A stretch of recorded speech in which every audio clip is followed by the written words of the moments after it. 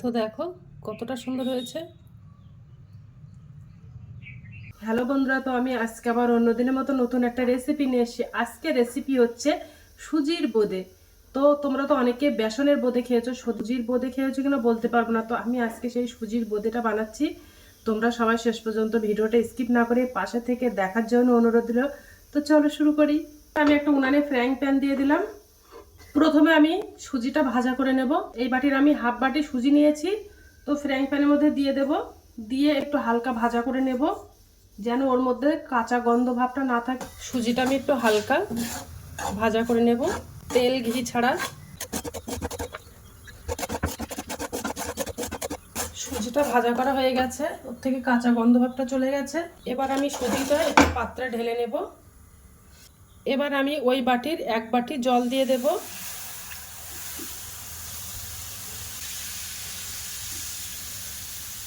এক বাটি আর অল্প একটুখানি জল দিয়ে দিলাম। দিয়ে আমি সুজিটা রান্না করে নেব। রান্না করে একটা ডো বানিয়ে নেব। ওর মধ্যে আমি একটু তেল দিয়ে দেবো, তোমরা চাইলে একটু ঘি দিয়ে দিতে পারো। এবার সুজিগুলো আমি দিয়ে দেব, দিয়ে আস্তে আস্তে নাড়তে থাকবো যেন দলা না পেকে যায়। আর উনানের জালটা একদম লো করে দেব,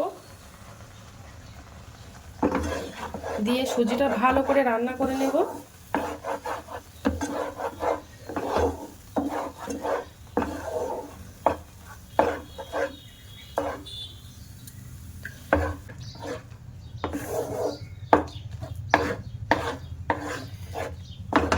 তো আস্তে আস্তে আমি এইভাবে ডোটা বানিয়ে নেব। আর একেবারে শক্ত করে নেব না, একেবারে নরম করে নেব না, এমনভাবে ডোটা বানাবো। তো ডোটা বানানো হয়ে গেছে, এবার আমি গ্যাসটা অফ করে দেব। এবার সুজির ডোটা আমি একটা প্লেটে ঢেলে নেব।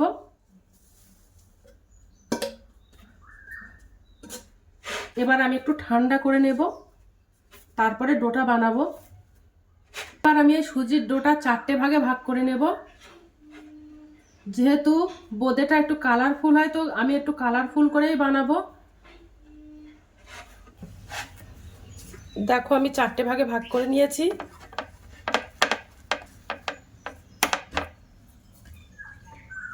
প্রথমে আমি অরেঞ্জ কালারটা বানিয়ে নেব। তো দেখো আমি একটু ফুড কালার দিয়ে দেবো ওর মধ্যে,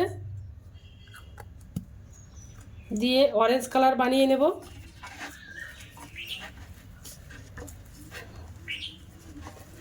বানিয়ে বেশ ভালো করে মিশিয়ে নেব কালারটা।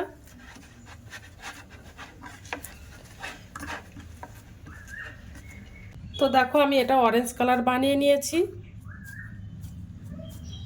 এবার আমি লাল কালার বানিয়ে নেব। তো লাল লিকুইড কালারটা দিয়ে দেব।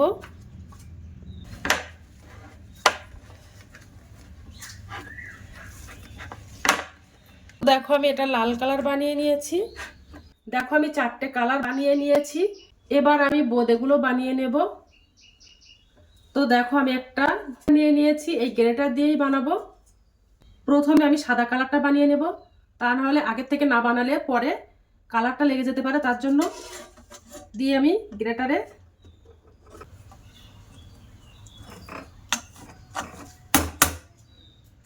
এবার আমি এর থেকে একটা করে নিয়ে নেব, নিয়ে হাতের মধ্যে নিয়ে গোলাকার করে নেব। একটু হাতে সময় নিয়ে এটা বানাতে হবে। তো দেখো গোলাকার করে নিয়েছি।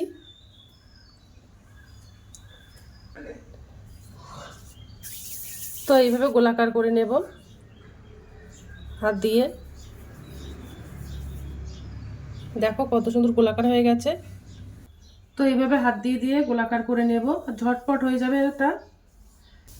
দেখো সাদা কালারটা বানিয়ে নিয়েছি, আর বাদ বাকি কালারগুলো আমি ওইভাবে বানিয়ে নেব।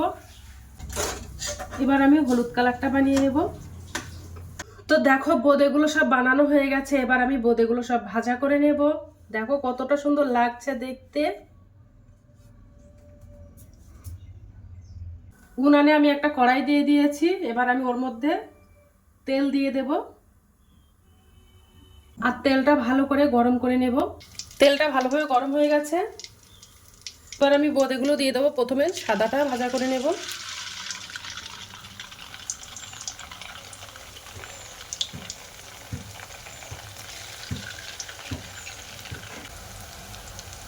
আমি একটু হালকা ভাজা করে নেব, একেবারে মচমচে ভাজা করে নেব না। তো দেখো ভাজা হয়ে গেছে সাদা কালারটা।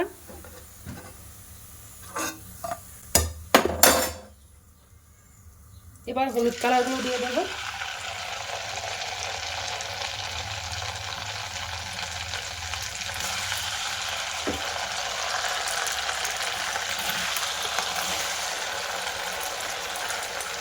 সব কালারগুলো দিয়ে দিলাম। তো বোঁদেগুলো সব ভাজা করা হয়ে গেছে, এবার আমি একটা প্লেটে তুলে নেব। তো দেখো বোঁদেগুলো সব ভাজা করা হয়ে গেছে, এবার আমি বোঁদেগুলোর জন্য আমি একটা চিনির শিরা বানিয়ে নেব। তো আমি এই বাটির 1 বাটি চিনি দিয়ে দিয়েছি, ওর মধ্যে আমি একটু জল দিয়ে দেব, দিয়ে একটা ঘন করে চিনির শিরা বানিয়ে নেব।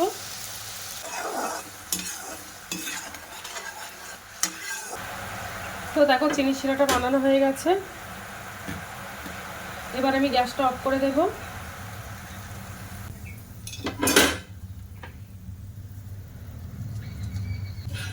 এবার বোঁদেগুলো সব দিয়ে দেব।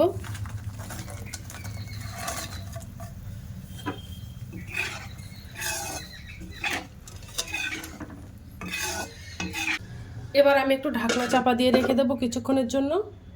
তো দেখো ভিজে গেছে, এবার আমি একটা পাত্রে তুলে নেব।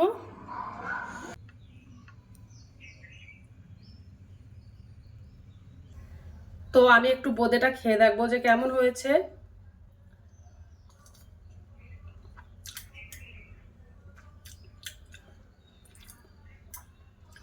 দুর্দান্ত লেগেছে, তোমরা একবার বাড়িতে ট্রাই করতে পারো।